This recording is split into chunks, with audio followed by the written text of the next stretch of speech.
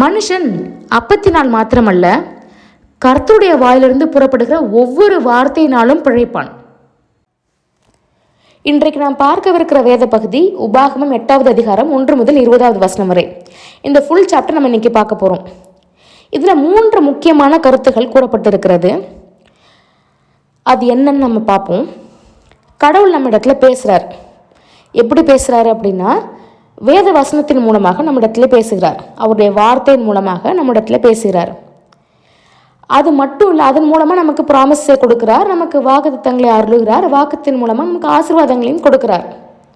அது மட்டும் இல்லை, நம்முடைய இருதயத்திலையும் தனிப்பட்ட விதத்திலையும் கர்த்தர் ஸ்பெசிஃபிக்காக ப்ராமிஸை கொடுக்குறாரு. பரிசுத்த ஆவியின் மூலமாக நமக்கு வெளிப்படுத்துகிறார். அதற்கான விஷனையும் எப்படி அடையணும் அப்படிங்கிற விஷனையும் கொடுக்குறாரு. நமக்கு ஸ்டெப் பை ஸ்டெப் கைடன்ஸையும் கர்த்தர் நமக்கு அதை எப்படி அடைய வேண்டும் என்று, நமக்கு அதை எப்படி நம்முடைய வாழ்க்கையிலே சாத்தியமாக்க வேண்டும் என்று நமக்கு கர்த்தர் வெளிப்படுத்துகிறார். பரிசுத்த ஆவியின் மூலமாக நமக்கு ஸ்டெப் பை ஸ்டெப்பாக நம்ம கூட்டிட்டும் நம்மளை ஒரு விஷயமும் அடையவும் செய்கிறார்.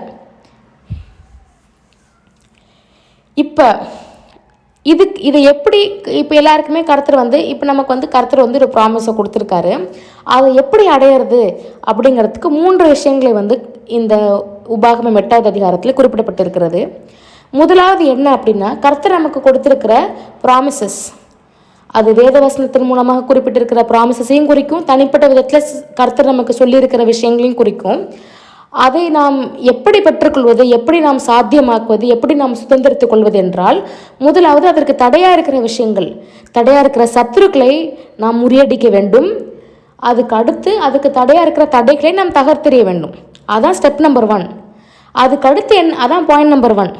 அதுக்கடுத்து என்ன ஒரு விஷயத்த சொல்லியிருக்காங்க அப்படின்னா, சத்துருக்களை முறியடித்த பின்பு, தடைகளை தகர்த்தெறிந்த பின்பு, கர்த்தர் நமக்கு ப்ராமிஸ் பண்ண அந்த லைஃப், கர்த்தர் நமக்கு கட்டளையிட்டு இருக்கிற அந்த வாழ்க்கையை நாம் எப்படி சாத்தியமாக்குவது, எப்படி நாம் வாழ்வது அப்படிங்கிறது, எப்படி நம்ம வாழ வேண்டும், எதை நாம் நினைவில் கொள்ள வேண்டும் அப்படிங்கிற விஷயங்கள், எதை நாம் நினைவில் கொள்ள வேண்டும், எப்படி செயல்பட வேண்டும் என்பதை பற்றி கூறியிருக்கிறார்.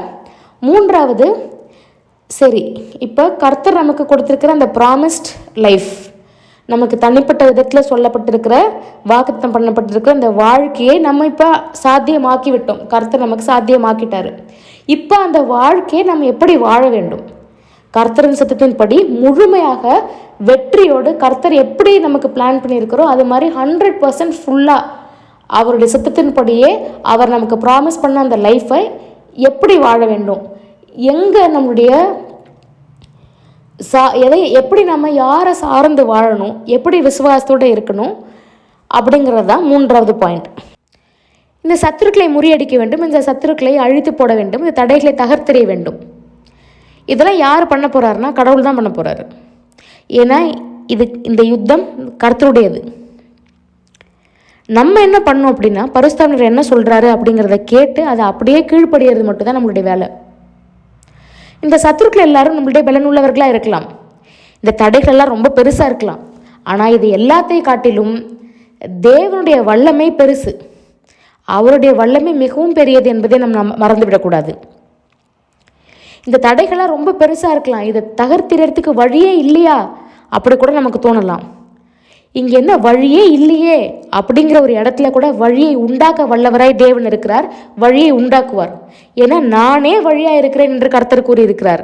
வழியே இல்லை அப்படிங்கிற இடத்துல கூட வழியை உண்டாக்குவார் கர்த்தர். இந்த சத்துருக்களை முறியடிப்பார், சத்துருக்களை அழித்து போடுவார், இந்த தடைகளை தகர்த்தெறிவார், அது நிச்சயம். இப்போ சத்துருக்களை முறியடிச்சாச்சு, சத்துருக்களை அழிச்சு போட்டாச்சு, தடைகளை தகர்த்தெறிஞ்சாச்சு. இப்போ எப்படி கர்த்தர் நமக்கு கட்டளையிட்டு இருக்கிற வாழ்க்கையை நாம் வாழ்வது, கர்த்தர் நமக்கு எப்படி வாக்குத்தத்தம் பண்ண வாழ்க்கையை சுதந்திரத்துக் கொள்வது, கர்த்தர் நமக்கு வாக்குத்தம் பண்ண ஆசீர்வாதங்களை எப்படி நாம் சுதந்திரத்துக் கொள்வது என்று பார்த்தோம் அப்படின்னா, அதுக்கு தான் கர்த்தர் நமக்கு அந்த வனாந்திரத்தில் வழியாக வரும்போதே ட்ரைனிங் கொடுத்துட்றாரு. அதுதான் நமக்கு ட்ரைனிங் பீரியட், அதான் ப்ரிப்பரேஷன் டைம். கர்த்தர் எதையுமே வேஸ்ட் பண்ணுறதில்ல பாருங்கள். அந்த வனாந்திரத்தின் மூலமாக நம்மளை வரும்போது சிறுமைப்படுத்தி, வருத்தி, தாழ்த்தி அப்படின்லாம் அந்த 2வது வசனம் 3வது வசனத்தில் பார்த்தீங்கன்னா இருக்கும். அதுக்கு என்ன அர்த்தம் அப்படின்னா, நீ அடங்கி கடை, உனக்கு அப்போ தான் புத்தி வரும், அப்படி விடுறது கிடையாது. கர்த்தர் நம்முடைய மனித தன்மையை உணர செய்கிறார். நம்ம மாம்சத்தை தன் மேலே முழு நம்பிக்கையை வைக்காம கர்த்தரை சார்ந்து வாழ வேண்டும். கர்த்தரை சார்ந்து வாழும் பொழுது நம்ம எப்பயுமே அசைக்கப்படுவதில்லை என்பதை கர்த்தர் நமக்கு உணர்த்துகிறார். நம்முடைய பலவீனங்களை நமக்கு வெளிப்படுத்துகிறார். நம்முடைய பலவீனங்களிலே அவருடைய பலன் எப்படி பூரணமாய் விளங்குகிறது என்பதை நமக்கு கற்றுக் கொடுக்கிறார். கர்த்தருடைய சத்தத்தை எப்படி கர்த்தருடைய சத்தத்திற்கு எப்படி நம்ம செவி கொடுக்க வேண்டும், அவருடைய கட்டளைகளை எப்படி நம்ம காத்து நடக்க வேண்டும் என்பது நமக்கு ட்ரைனிங் கொடுக்குறாரு. இம்பாசிபிள்னு ஒரு விஷயம் நமக்கு முன்னாடி ஜெயிண்ட் மாதிரி நின்னாலும் அதை தகர்த்து எரிஞ்சு தவிடு பொடியாக்கி அதை பாசிபிளாக ஆக்க வல்லவர் கர்த்தர் என்பதை நமக்கு வெளிப்படுத்துகிறார். தேவனால் எல்லாம் கூடும் என்பதை நமக்கு கற்றுக் கொடுக்கிறார். கர்த்தர் செய்ய நினைத்த கர்த்தர் சகலத்தையும் செய்ய வல்லவர், அவர் செய்ய நினைத்து தடைப்படாது என்பதை நமக்கு உணர்த்துகிறார். இந்த விசுவாசத்தெல்லாம் நம்முடைய மனசுல வேறொன்றை செய்கிறாரு. நம்மளை தேவனிடத்தில் வேறொன்றை செய்கிறார். நம்ம கர்த்தரை சார்ந்து வாழ்வதற்கு, அவருடைய கட்டளைகளை கை கொள்வதற்கு நமக்கு கற்றுக் கொடுக்கிறார். இதெல்லாம் ரொம்ப முக்கியம் பாருங்க. ஏன்னா இதில் தான் இந்த வனாந்திரத்தின் வழியாக நம்ம நடத்தி கொண்டு வர சமயத்தில் நம்முடைய மனதை சீர்படுத்துகிறார், நம்முடைய மனதிலே செயல்படுகிறார், நம்முடைய எண்ணங்களை சீர்படுத்துகிறார், நம்முடைய வார்த்தைகளை சீர்படுத்துகிறார், நம்முடைய செயல்களை சீர்படுத்துகிறார். எதையோ கண்டதை பேசிக்கிட்டு கர்த்தர் உருவாக்கத்தின் பண்ணால் நம்ம ஏதோ ஒன்று கண்டதை பேசிக்கிட்டு சுற்றுறது கிடையாது. கர்த்தர் நமக்கு என்ன வாக்குத்தம் பண்ணாரோ அதை விசுவாசித்து அதன்படி நம்ம பேச வேண்டும். அதற்கு கற்றுக் கொடுக்கிறார். அதன்படி எப்படி திங்க் பண்ணுங்கிறத நமக்கு கற்றுக் கொடுக்கிறார். அதன்படி எப்படி செயல்பட வேண்டும், அவருடைய கட்டளைகளை எப்படி காத்து நடக்க வேண்டும், அவருக்கு எப்படி கீழ்ப்படிந்து நடக்க வேண்டும் என்பதை கற்றுக் கொடுக்கிறார். இதுதான் ப்ரிப்பரேஷன் டைமும் கூட. பாவம் இந்த பொண்ணு ரொம்ப நாளாக கேட்டுட்டு இருக்கு. சரி ஓகே, இவ்வளோ நாள் சும்மா இருந்தோம், இப்போ ஒரு அற்புதத்தை செய்வோம், ஒரு அதிசயத்தை செய்வோம் அப்படின்னு கர்த்தர் ஏதோ திடீர்னு ஒரு அற்புதத்தையோ அதிசயத்தையோ இப்போதான் ஞாபகம் வந்துச்சு அப்படின்னு செய்யறது கிடையாது. அவர் கான்ஸ்டண்ட்டாக ஒர்க் பண்ணிகிட்டே தான் இருக்காரு. அவர் கான்ஸ்டண்ட்டாக செயல்பட்டு கொண்டு தான் இருக்கிறார். இப்போ ஒரு அம்மா அவங்களோட குழந்தைக்கு ஒரு இனிப்போ ஒரு கேக்கோ ஏதோ செஞ்சு கொடுக்கணும் அப்படின்னு நினைக்கிறாங்க, செஞ்சு கொடுத்து சர்ப்ரைஸ் பண்ணுறாங்க அப்படின்னா அந்த குழந்தைகிட்ட போய் சர்ப்ரைஸ் அப்படின்னு கேக் கொடுக்கும்போது தான் அந்த குழந்தை அம்மா நமக்கு இன்னைக்கு கேக் செஞ்சு கொடுத்துருக்காங்கன்னு தெரியும். ஆனால் அதற்காக அந்த அம்மா ரொம்ப நாளாக வேலை செஞ்சுட்டு இருக்காங்க. அதற்கான பொருளை போய் வாங்கிட்டு வராங்க, அந்த பொருட்களை தயார் செய்கிறாங்க, என்னென்ன காய வைக்கணுமோ காய வச்சு என்னென்ன பண்ணணுமோ எல்லாம் பண்ணுறாங்க. அந்த கேக்கை ஒரு நாள் செய்யறதுக்கு டைம் எடுத்து செய்கிறாங்க. அந்த குழந்தைக்காக அதை ப்ரிப்பேர் பண்ணுறாங்க. அந்த குழந்தைகிட்ட போய் அதை கொடுக்கும்போது தான் அம்மா நமக்கு இன்றைக்கி கேக் செஞ்சு கொடுத்துருக்காங்கன்னு தெரியும். ஆனால் அந்த அம்மா கான்ஸ்டண்ட்டாக அந்த குழந்தைய மனதில் வச்சு அந்த குழந்தைங்களுக்காக அவங்க செயல்பட்டு கொண்டே தான் இருக்கிறாங்க. அதே மாதிரி தான் கடவுளும் கான்ஸ்டண்ட்டாக வேலை செஞ்சுட்டே தான் இருக்கார். கர்த்தர் நமக்கு கட்டளையிட்டிருக்கிற வாழ்க்கையை நம்ம வாழ வைக்கிறதுக்கு, கர்த்தர் நமக்கு வாக்குத்தம் பண்ணிருக்கிற வாழ்க்கையை நம்ம வாழ வைக்கிறதுக்கு, அவருடைய குழந்தைகளான நம்மளை கர்த்தர் நமக்கு வாக்குத்தம் பண்ணிருக்கிற வாழ்க்கையை வாழ வைக்கிறதுக்கு, கர்த்தர் நமக்கு வாக்குத்தம் பண்ணிருக்கிற ஆசீர்வாதங்கள் நம்ம சுதந்திரத்துக்கு செய்வதற்கு அவர் கான்ஸ்டண்ட்டாக வேலை செஞ்சுட்டே தான் இருக்காரு. கான்ஸ்டண்ட்டாக செயல்பட்டு கொண்டு தான் இருக்காரு.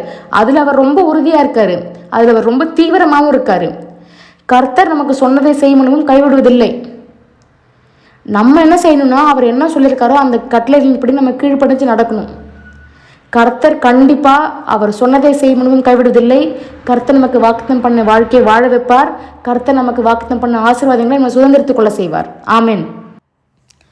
இப்போ கர்த்தர் கட்டளையிட்டிருக்கிற வாழ்க்கையை நாம் வாழ்ந்து கொண்டு இருக்கிறோம். கர்த்தர் வாக்குத்தம் பண்ணியிருக்கிற ஆசீர்வாத வாழ்க்கையை வாழ்ந்து கொண்டு இருக்கிறோம். இப்போ எப்படி வாழணும் அப்படின்னு பார்த்தோம்னா, கர்த்தரிடத்தில் இன்னும் நெருக்கமாய் வாழ வேண்டும். இன்னும் அதிகமாய் கர்த்தரிடத்தில் உறவு கொள்ள வேண்டும். கர்த்தரிடத்தில் நெருக்கமாக இருக்க வேண்டும். இதை ஏன் இந்த அளவுக்கு இன்சிஸ்ட் பண்ணி ஸ்பெசிஃபிக்காக சொல்லியிருக்காங்க அப்படின்னா, கர்த்தர் நமக்காக சூழ்நிலைகளை மாற்றி நம்முடைய யுத்தத்தை எல்லாம் அவரே யுத்தம் பண்ணி நமக்கு ஜெயம் கொண்டு நமக்கு கட்டளையிட்டு இருக்கிற வாழ்க்கையை, நமக்கு வாக்குத்தம் பண்ண ஆசீர்வாத வாழ்க்கையை நம்ம கர்த்தர் வாழறதுக்கு கொடுக்கும்போது சில சமயம் நம்ம மனமேட்டிமை அடைந்து விடுகிறோம். மனமேட்டிமை அப்படின்னா என்னென்னா ப்ரைடு. இருக்கல ரொம்ப டேஞ்சரான பாவம் எதுனா ப்ரைடு தான், மனமேட்டிமை தான். ஏன்னா மனமேட்டிமை இருக்குங்கிறதே நமக்கு தெரியாது. அதனால தான் அது ரொம்ப பெரிய டேஞ்சர். நம்ம என்ன பார்க்குறோம், நம்மளை சுற்றி இருக்கிறவங்கள, நம்மளோட தாழ்ந்த நிலைமையில் இருக்கிறவங்கள பார்த்து சில சமயம் கேவலமாக எண்ணுகிறோம். நம்ம ஏதோ ரொம்ப நல்லவங்க, நான் ரொம்ப பரிசுத்தவானாக்கும், அதனால தான் கர்த்தர் எனக்கு இந்த ஆசீர்வாதங்களை கொடுத்துருக்கிறார் அப்படின்னு ஒரு மனமேட்டிமை அடைவதற்கு வாய்ப்புண்டு. அந்த மனமேட்டிமை வந்துடாமல் நம்ம ரொம்ப கேர்ஃபுல்லாக இருக்கணும். சில சமயம் கர்த்தர் நமக்கு கொடுத்திருக்கிற பிளெஸ்ஸிங்ஸ்க்கு நம்ம முதலிடம் கொடுத்துட்றோம். தேவனுக்கு கொடுக்க வேண்டிய முதலிடத்தை தேவன் கொடுத்திருக்கிற பிளெஸ்ஸிங்ஸ்க்கு கொடுத்துட்றோம். தேவன் நமக்கு கொடுத்திருக்கிற பிளெஸ்ஸிங்ஸ், ஆசீர்வாதங்கள் இது எல்லாமே ரொம்ப ரொம்ப முக்கியம். அதற்கான இம்பார்ட்டன்ஸ், அதற்கான ப்ரையாரிட்டி கொடுக்க வேண்டியது 100% இம்பார்ட்டன்ட்.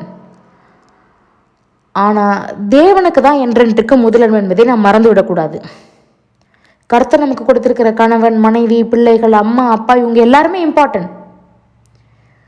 ஆனால் தேவனுக்கு தான் முதலிடம்.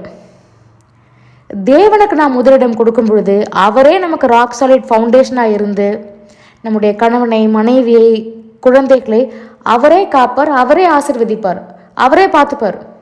நம்முடைய கணவன், மனைவி, நம்முடைய குழந்தைகளை அன்பாக நம்மிடத்தில் என்றென்றைக்கும் இருப்பதற்கு அவரே நமக்கு உத்தரவாதம். அவரே நமக்கு ராக் சாலிட் ஃபவுண்டேஷனாக இருப்பார். நாம் அசைக்கப்படுவதில்லை. கர்த்தரே நமக்கு ராக் சாலிட் ஃபவுண்டேஷனாக இருந்து நம்மை ஆசீர்வதித்து நம்ம கூடவே இருப்பார். தேவனுக்கு கொடுக்க வேண்டிய முதலிடத்தை தேவனுக்கு மாத்திரமே கொடுப்போம். தேவனுக்கு கொடுக்க வேண்டிய மகிமையை தேவனுக்கு மாத்திரமே கொடுப்போம். கர்த்தர் நம்முடைய சத்துருக்களை முறியடித்து, நம்முடைய சத்துருக்களை அழித்து, தடைகளை தகர்த்தெறிந்து, கர்த்தர் நமக்கு கட்டளையிட்டிருக்கிற வாழ்க்கையை நம்ம வாழ வைப்பார். கர்த்தர் நமக்கு வாக்குத்தத்தம் பண்ண ஆசீர்வாத வாழ்க்கையை நம்ம கண்டிப்பாக வாழ வைப்பார். ஆமென்.